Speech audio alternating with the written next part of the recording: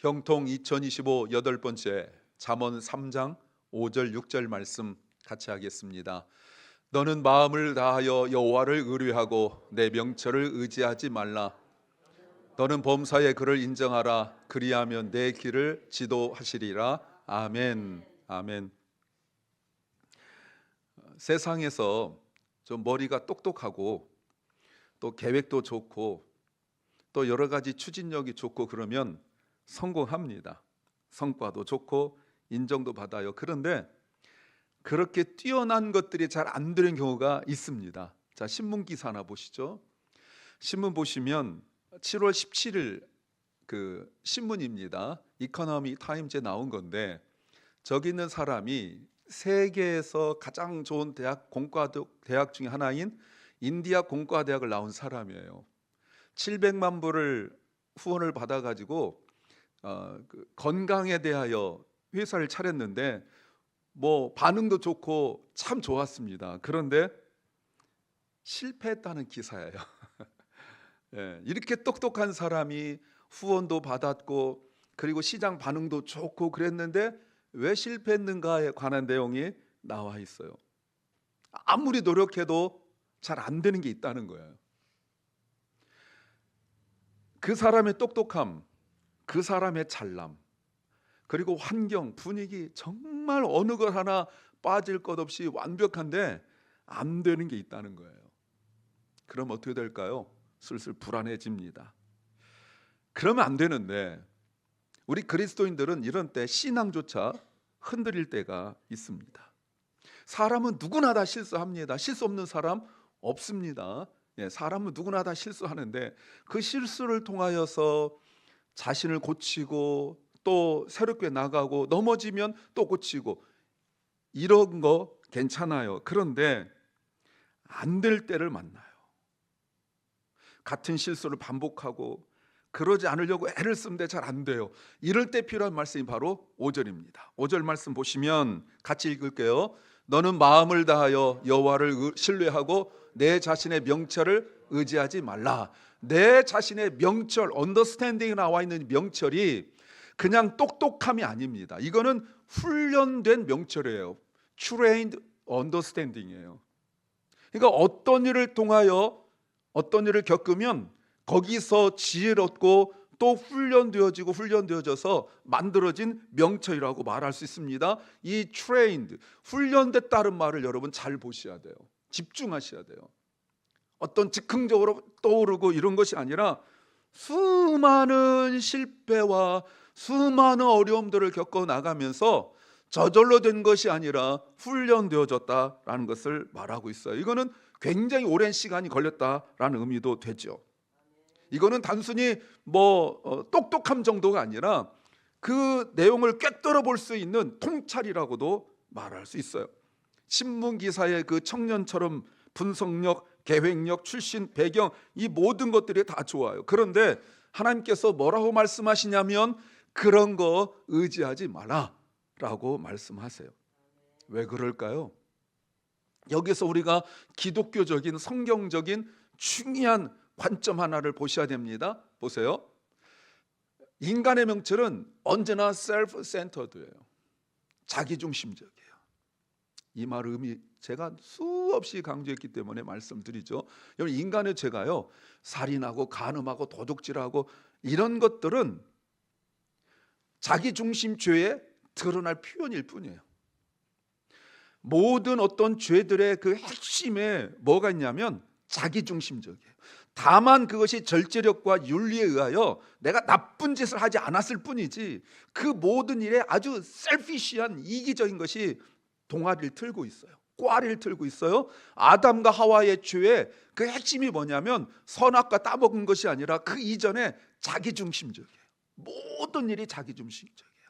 세상 사람들은 그렇다 치더라도 하나님을 믿는 사람들조차 하나님을 믿으면서 언제나 모든 일이 자기중심적이에요. 이거는 죄가 매우 크다는 것을 알 수가 있어요. 저는 그래서 이렇게 단언합니다.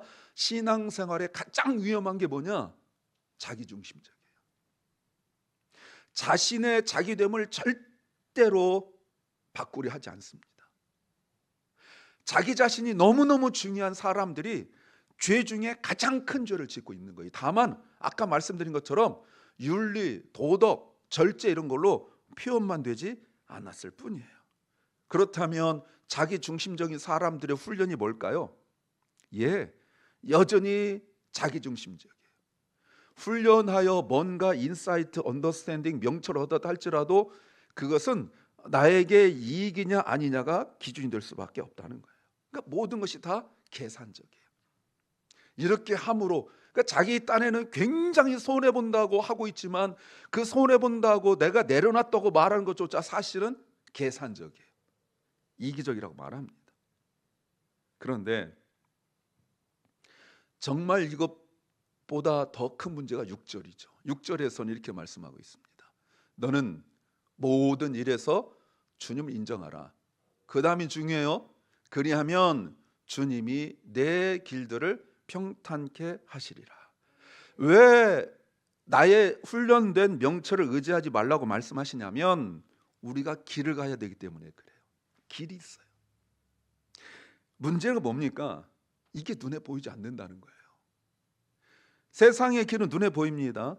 그런데 여기서 말씀하신 길은 눈에 보이지 않아요. 근데 사람들은 믿음이 약해지면 눈에 안 보이는 것에 대한 신뢰보다 눈에 보이는 것에 대한 믿음이 굉장히 강합니다. 내가 경험해 왔던 것, 내가 아는 것, 내가 확신하는 것에 대한 그 분명한 의지가 있어요. 이걸 뭐라고 말해요? 자기중심적이라고 말하는 거예요. 또 쉽게 말하면 지도는 있는데 경로가 보이지 않아요. 인생을 내비게이션이라고 말을 많이 합니다. 그래서 우리가 내비게이션을 찍으면 목적지를 찍으면 가장 빠른 길을 우리에게 알려주고 그 선택에 의하여 따라 움직입니다. 내 신앙은 달라요. 신앙은 그런 내비게이션을 끄고 운전대를 하나님께 맡기는 것을 말하는 거예요. 목적지는 아는데 어떻게 가야 될지를 모르지만 흔들리지 않고 두려움 없는 것을 말합니다. 예를 들어서 창세기 12장에서 하나님께서 아브라함에게 너는 본토 친척 아비 집을 떠나 가라 라고 말씀하셨을 때 아브라함이 75세입니다. 지금 나이로도 굉장히 많은 나이라고 볼 수 있어요. 평균 연령으로 보면 굉장히 많은 나이예요. 그런데 그때 당시 연령은 그 정도 안 됐거든요. 평균 연령이 40세도 안 될 때였었어요. 근데 75세에 떠나가라 라고 말씀하셨을 때 창세기 12장 4절 말씀 보십시오. 창세기 12장 4절 이에 그러므로 아브라함이 여호와의 말씀을 따라갔다. 무슨 말씀한지 여러분 아세요? 잘 살고 있던 아브라함이 그 먼 길을 떠난 이유를 말하는데 하나님의 말씀이라는 겁니다. 아브라함은 말씀이 시작이에요. 그의 가는 모든 길의 과정 속에서 그는 as the Lord had told him, 그에게 말한 대로 갔어요. 분명히 롯도 함께 갔습니다. 그러나 그런 롯을 의지하지 않았어요. 분명히 쉽지 않은 길인데 그를 움직일 수 있었던 단 하나 이유가 뭐냐면 말씀이에요. 처음 가는 길이기 때문에 가는 길이 막혔을 수도 있습니다. 잘못 갈 수도 있었을 겁니다. 그러나 내가 실패했나? 내가 실수했나? 두려워하지 않았던 것은 그를 움직였던 이유가 자기 자신의 이익이 아니라 말씀이었기 때문에 그렇습니다. 신앙생활하는 우리가 분명히 아브라함을 알면서도 우리는 우리의 명철을 놓지 못합니다. 왜 그럴까요? 우리가 얼핏 생각하면 믿음이 부족해서라고 말할 수 있지만 아니에요. 그리스도인들이 신앙 좀 있다 하는 그리스도인들이 쉽게 말하면서도 부끄러운 게 뭐냐면 나는 믿음이 약해서. 이거는 정말 핑계 중에 핑계. 아주 부끄러운 핑계예요. 믿음이 약해서 못한다는 말은 정말 부끄러운 핑계예요. 대부분 다 이 말로 때우려고 해요. 믿음이 약해서 이거 못돼. 믿음이 약해서 못돼. 아니죠.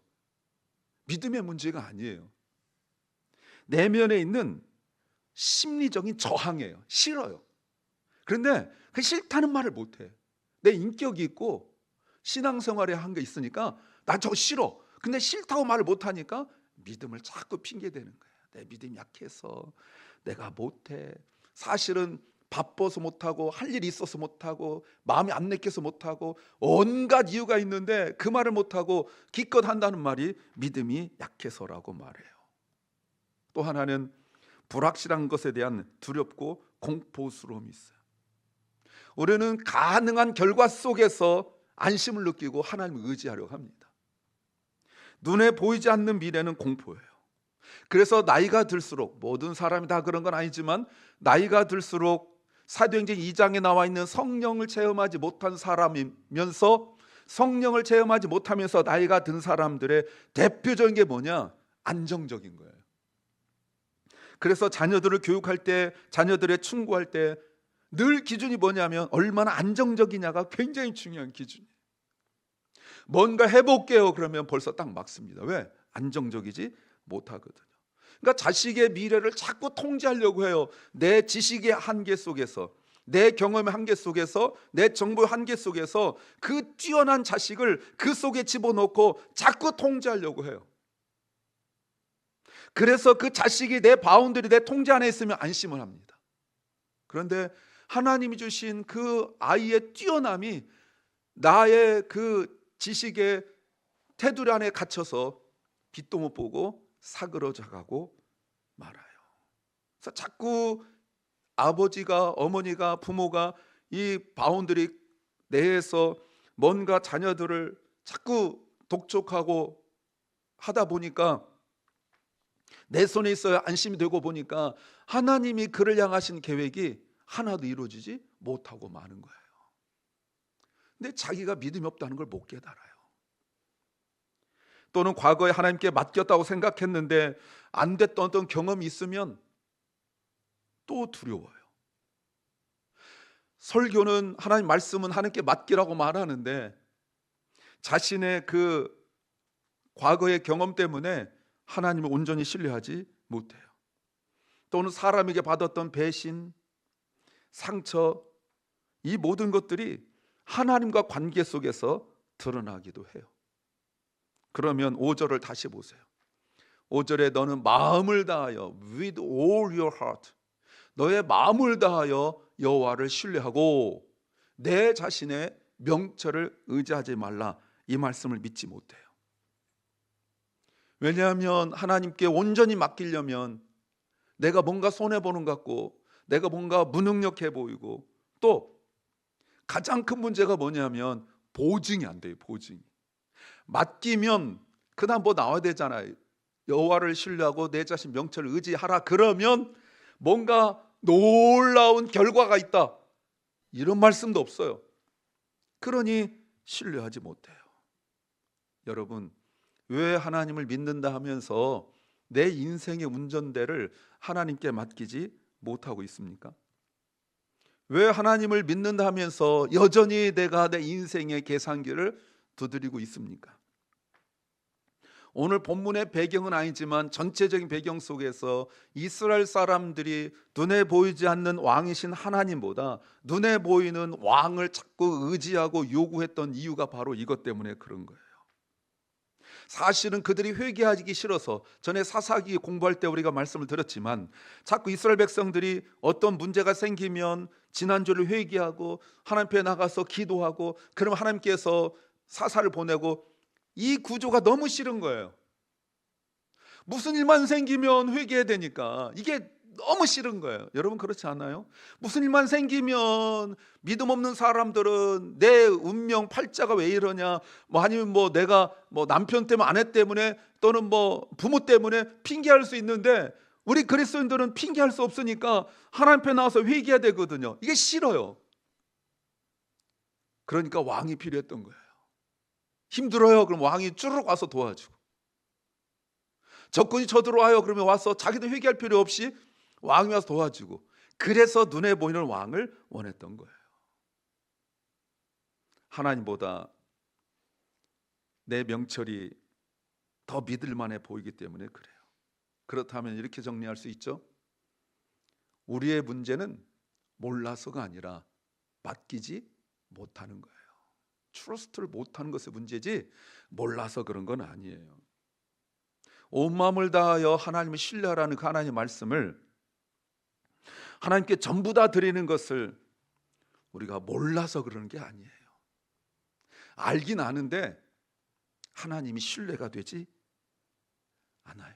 그러니 하나님께서 원하시는 길을 우리가 가는 것이 아니라 말로는 하나님과 동행하고 임마누엘 하길 원하지만 결국은 내가 원하는 길을 갈 때 그 길이 안정적이기를 원하는 거예요. 하나님의 섭리를 믿고 하나님의 주권을 선포한다고 말은 하지만 결국은 내가 그리고 있는 결과를, 그 목적을 얻어내는 것에 더 관심이 있을 뿐이에요. 하나님의 일은 내 명철로 지식으로 이해가 안 되고 언제나 선하고 거룩하고 옳다라는 걸 알지만 우리가 지난주 보셨던 피고석의 하나님처럼 내가 이해가 되고 내가 받아들일 만하고 내가 거기에 수긍이 되면 그때 내가 마음이 기뻐요. 제가 이머전시로 911 두 번 실려갔습니다. 신장 결석 엄청 아픕니다. 두 번 실려갔는데 첫 번째는 그래도 견딜만 했어요. 근데 두 번째 실려갔을 때는 제가 너무 아팠어요. 그래서 소방관이 911 왔는데 저보고 얼마나 아프냐, 1, 2, 10 그러게 제가 20 이랬어요. 얼마나 아픈지. 근데 처음에 이 유창한 영어를 잘 못 알아듣는 거예요. 얼마나 아픈지. 그랬더니 나중에 아파서 떼굴떼굴 둥글고 있는데 웃음을 참으려고 키득키득 대었죠. 제가 앰뷸런스를 탔습니다. 앰뷸런스 타니까 거기서 또 물어봐요. 고통 페인이 어느 정도냐. 그래서 내가 말하기도 전에 옆에서 이지 투엔이 이렇게 말했어요. 그러니까 그 사람 못 알아듣더라고요. 의학적 지식이 얼마 안 되는 거예요. 기껏해 1부터 10밖에 안 돼. 저는 투엔이가 아픈데. 병원 실려갔습니다. 또 물어봐요. 아파 죽겠는데. 그랬더니 저를 끌고 간 소방관이 말을 했어요. 투엔이라고. 그랬더니 갑자기 달려들어서 막 움직이더라고요. 여러분 가서 CT 찍고 뭐 찍고 막 해서 제가 이틀 밤인가 있었습니다. 여러분 그때 의사가 와서 아파 죽겠는데 저 환자분 지금 상황이 이런데 차트 이렇게 말합니까? 제 동의를 구합니까? 그럼 제가 뭐라고 그러겠어요? 다 필요 없어요. 나 아픈 것만 낫게 해주세요. 이럴 거 아니에요. 근데 왜 유독 우리 인생에 지금 내 육체가 아픈 것보다 더 심한 영혼의 질병이 걸리고 있는데 왜 자꾸 설명하라고 그러고 왜 자꾸 내가 이해하려고 그러고 내가 받아들여야 되고 내가 깨달아야 되고 그때 움직이려고 그러는 겁니까? 지금 그 얘기를 하고 있는 거예요. 다시 묻죠. 6절 말씀 보세요. 너의 모든 일에 주님을 인정하라. 나 실력 없습니다. 난 아무것도 아닙니다. I'm nothing이라고 인정하래요. 그리하면 길이 보일 거라는 거 아닙니까? Then you can see 네가 where you to go, 네가 어디로 갈지 이제서 보이는 거예요. 왜 하나님을 우리가 모든 일에 인정해야 됩니까? 하나님만이 your path, right path, 네가 어디로 가야 될지를 하나님만이 정확히 아시기 때문에 그래요. 하나님은 창조주시고 주관자이시잖아요. 그래서 하나님만이 나의 길을 아시는 거예요. 다만 내 눈에 아직 안 보여요. 왜? 주님을 인정하지 아니하니까. 주님을 인정해야 보이는 길이 있단 말이에요. 이때 성령이 필요한 거죠. 왜냐하면 주님이 이렇게 말씀하셨어요. 요한복음 14장 6절에서 자신을 설명할 때 이렇게 말씀하셨어요. 예수님께서 이르시되 내가 곧 길이요. 여러분 잘 아시잖아요. I'm the way. 도마가 예수님께 말씀드리기를 어디로 가십니까? 라고 물어보니까 내가 길이다. 여러분 예수님이 단지 길이 무엇인지 우리에게 보여주는 분이 아니라 직접 길이 되시고 우리를 손잡아서 아버지께로 인도해가는 그런 분이신 것을 우리는 알잖아요. 다만 그 길이 고난과 십자가와 무덤으로 통과하는 길이기 때문에 우리가 그게 싫은 거예요. 아무것도 모르면 따라오는데 신앙생활 조금 하고 이것저것 알면 주님을 따라간다고 말은 하지만 그 길이 분명히 매맞는 길이고 그 길이 골곶 언덕이고 십자가고 무덤이니까 안 가려고 해서 자꾸 새길로 빠지려고 하는 거 아니에요? 잘 오다가 골고다 앞에서 꼭 랩턴하든지 라이턴에서 다른 길로 가려고, 그 무덤 거치지 않고 부활로 가려고 그렇게 하는 거 아니겠어요? 왜? 이해가 안 되니까 말이죠. 우리는 막힌 길에서 자꾸 방황하려고 해요. 그런데 주님은 자신의 육체를 찢으시고, 그랬을 때 우리가 그 주님 믿을 때 가로막혔던 길이 열리고 보이지 않던 길이 보이게 되는 겁니다. 그래서 예수 그리스도는 단순한 길이 아니에요. 우리와 함께 그 길을 걷는 동행자입니다. 다른 길로 우리가 운전할 때, 내비게이션 틀고 갈 때 다른 길로 가면 얼마나 잔소리가 많아요. 계속 유턴하라고 그러고 라이턴하라고 그러고 잔소리 많고, 그래도 무시하고 가잖아요. 그런데 예수 그리스도는 이 말씀을 십자가 앞에 두고 제자들이 하신 말씀이에요. 사랑하는 여러분, 주님은 정말 많은 우리 구원과 창조와 그리고 모든 일에 우리의 동의를 구하지 않으세요. 내가 이해될 때까지 기다리지 않으세요. 그래서 필요한 것이 주님을 신뢰하는 거예요. 분명히 주님이 나에게 가장 좋은 길을 인도해 주실 것이라는 믿음이 우리에게 필요합니다. 그래서 형통은 모든 일이 다 잘 되는 것이 아니라 주님과 함께 걷는 것이 형통인 것을 믿으시 바랍니다. 그래서 그리스도인은 잘 보이지 않는 길을 걸을 때 우리가 두려워하지 않는 것은 주님이 내 손 붙들고 함께 가시기 때문인 거예요. 그 길의 끝이 보이지 않아도 주님이 길이시라면 그 길은 분명히 옳은 길입니다. 그래서 우리가 모든 일을 하나님 인정하면, 또 그렇게 기도하면, 그렇게 순종하면 하나님에 대한 신뢰가 자라게 되고, 성령께서 내 마음속에 역사하시면서 하나님을 향한 마음이 열려요. 그래서 요한복음 16장 13절 말씀에서 그러나 진리의 성령이 오시면 그가 너희를 모든 진리 가운데로 인도하시리니. 아멘.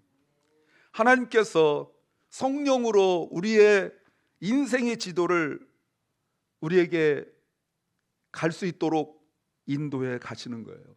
하나님 우리에게 지도를 주지 않아요. 지도 보면 알겠는데 하나님 우리에게 지도를 주신 것이 아니라 그 길을 알고 계시는 성령 우리 속에 주신다고요. 그래서 우리가 성령과 함께 그 길을 가는 거예요. 주님 하나님께서는 우리에게 이 길과 저 끝, 그 갈 수 있는 모든 자세한 길을 우리에게 가르쳐 주실 것이 아니라 사랑하는 독생자 아들을 우리에게 보내셔서, 길이신 예수 그리스도를 우리에게 보내셔서 예수 그리스도로 하여금 길이 되게 하셨어요. 그래서 형통이라는 것은 완벽한 형통은 완벽한 계획에서 오는 것이 아니라 그리스도를 따라 걷는 데서 오는 거예요. 믿으십니까? 이게 형통이에요. 우리는 뭔가 퍼펙트한 플랜을 계속 세우려고 합니다. 오늘은 뭐하고 내일은 뭐하고, 이랬으면 좋겠고 저랬으면 좋겠고. 여러분이 최근에 걱정 근심했던 거가 뭐예요? 내 계획대로 되지 않아서 그런 거 아니에요? 우리가 살아오면서 힘들고 눈물 났던 게 뭐예요? 내 마음대로 되지 않아서 그런 거 아니에요? 자식놈들은 내 마음대로 되는 것 같지도 않고, 사업도 그렇고, 내 배우자도 그렇고, 그래서 힘들었던 거 아니에요? 그런데 그리스도를 따라 걷는 것이 진정한 형통이에요. 성령께서 우리로 하여금 그것을 믿게 하는 것입니다. 성령이 내 속에서 역사하셔서 그것을 믿게 하신다고요. 내가 가는 이 길 모르죠. 가다 보면 넘어질 때 많아요. 가다 보면 뭔가 다른 길로 가는 것 같은 느낌을 받을 때가 있어요. 그래도 우리가 말씀을 붙들고 성령으로 가면 우리 속에서 역사하시는 성령께서 우리로 하여금 두려움 없도록 만들어주세요. 여러분, 전에 말씀드렸죠? 주님을 따라 걷는 것은 우리 앞에 설치라이트 비춰서 쫙 큰 길을 비춰주는 것이 아니라 단 한 걸음이에요. 그 한 걸음만 순종하시면 돼요. 누가 주님이 우리에게 말씀하실 때 여기저기 저기까지 이런 말씀하지 않으세요. 우리에게 한 말씀하세요. 단 한 걸음만 순종해라. 따라서 해볼까요? 좀 부끄럽지만 집중을 위하여서 딱 한 걸음만 순종하라. 네, 아멘. 그럼 되는 거예요. 한 걸음 순종하면 그 다음 한 걸음 보이고, 한 걸음 순종하면 한 걸음 보이고, 그러면 우리가 고백하기를 주님은 나의 길이시오 라고 고백이 그때 나오는 거예요. 섣불리 판단하지 마십시오. 주님의 계획은 내 생각, 내 걱정, 내 염려보다 훨씬 크고 훨씬 놀라워요. 다만 때로는 내 마음에 들지 않게 오기 때문에 힘든 거지, 어떻게 우리가 매번 모든 것이 다 동의가 되고 이해가 되고 그러겠냐는 거예요. 사랑하는 주님의 성도 여러분, 다시 보시면 형통은 내가 세운 완벽한 계획대로 이루어질 때 오는 것이 아니라 이해되지 않고 동의가 안 되고 마음이 심란하고 복잡하고 힘든데도 주님을 따라 걷는 데서 오는 것을 믿으시기 바랍니다. 그래서 내 계획대로 이루어지는 것이 아니에요. 다시 보세요. 형통은 하나님과 관계 속에서 하나님의 인도를 받을 때 오는 그 삶을 두고 말하는 거예요. 그러니까 하나님과 관계가 매우 중요해요. 하나님과 관계는 예배이고 말씀이고 기도고 찬양이에요. 이런 것 없이 하나님과 깊은 관계를 맺겠다고 말한 것은 말도 안 되는 이야기입니다. 때로는 그 길이 실패처럼 보이기도 하고, 때로는 내가 많이 손해보는 것처럼 되기도 하고, 때로는 내가 이해할 수도 없는 방법인 것 같음에도 불구하고 내가 하나님과 관계가 있다면, 깊은 관계를 맺고 있다면 분명히 하나님은 우리를 인도해 가실 줄로 믿습니다. 그러므로 이것은 내 힘으로 안 되는 거예요. 그래서 내 힘으로 안 돼요. 그래서 내가 뭔가 이루어 나갔을 때 늘 고백하는 것이 이것은 다 주님의 은혜라고밖에 말할 수 없는 거예요. 우리 안에 있는 어떤 것을 쥐어 짜듯이, 그 마른 행주 쥐어 짜듯이 짜도 그런 믿음 안 나옵니다. 우리 힘으로는 안 돼요.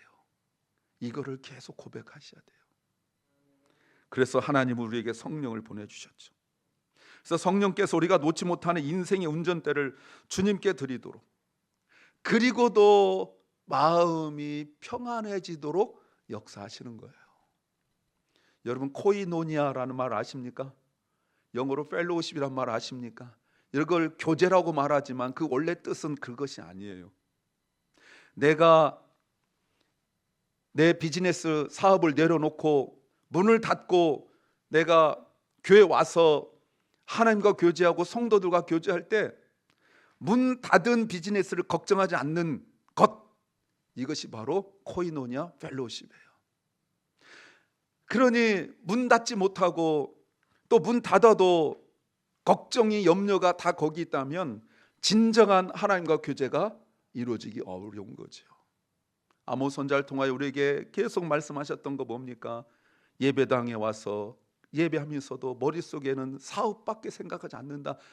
그리고 모든 예배 절차가 복잡하고 힘드니까 예배 순서를 단순화시켜 나갔다라고 말씀하지 않습니까? 그러므로 우리는 이런 기도를 해야 돼요. 주님, 내 명철을 내려놓겠습니다. 내 계획과 계산이 아니라 주님을 전심으로 신뢰하는 믿음을 주시옵소서. 성령님, 저의 마음을 깨트려 주시고 하나님을 향해 열리게 하여 주옵소서. 그때 우리는 알게 되는 거예요. 형통은 계산의 결과가 아니라 신뢰의 열매라는 것을. 그러므로 우리는 형통을 결과로 보지 않습니다. 하나님과의 관계 속에서 동행으로 보는 거예요. 형통은 계획대로 되는 것이 아니에요. 형통은 내가 원한 대로 되는 것이 아니라 하나님과 동행하는 거예요. 눈에 보이는 길이 막혀 있어도 주님이 함께 계시면 그 길은 옳은 길인 것을 믿으시기 바랍니다. 때로는 산으로 가는 것 같고, 때로는 광야로 가는 것 같고, 때로는 사막으로 가는 것 같은데 내 눈은 자꾸 그 롯의 아내처럼 뒤를 자꾸 쳐다보고 있는데 하나님께서 인도해 가시면 그 길이 옳은 길인 줄로 믿습니다. 때로는 앞이 보이지 않는 것 같고 때로는 정말 단 한 걸음밖에 보이지 않는데도 예수 그리스도께서 길이시기 때문에 우리는 그 길이 형통한 길인 것을 믿습니다. 그래서 내가 다 계획했기 때문에 잘 된 것이 아니라 하나님을 신뢰했기 때문에 잘 됐다는 것, 형통하다는 것을 믿으셔야 합니다. 오늘은 종교개혁 주일입니다. 508년 전 마르틴 루터에 의하여 시작된 이 종교개혁 말이죠. 그들이 외쳤던 그 믿음, 오직 하나님, 오직 믿음, 오직 은혜, 오직 말씀, 오직 하나님께 영광, 이것밖에 없었어요. 이걸 통하여 뭔가 내가 이익을 얻고 이걸 통하여 교회를 키우고 하는 생각이 아니었어요. 그런 하나님의 신뢰가 다시 걷는 우리에게 계속적으로 우리의 삶의 신앙의 개혁이 일어나기를 소망합니다. 이제 결단합시다. 성령의 조명과 인도하심을 구하십시오. 그때 길이 보일 줄로 믿습니다. 내 명철을 내려놓고 전심으로 주님 앞에 엎드리십시오. 나는 길을 모른다고, 난 아무것도 모른다고, 나는 아무것도 할 수 없다고 주님 앞에 인정하십시오. 그러면 사람들 눈에 보이지 않는 내 영의 길로 주님이 인도해 가실 줄로 믿습니다. 그 길 과정 속에, 그리고 그 길 끝에 주님이 손 벌려 기다리고 계실 줄로 믿습니다. 이 은혜 속에 사시기를 주의 이름으로 축원합니다. 아멘.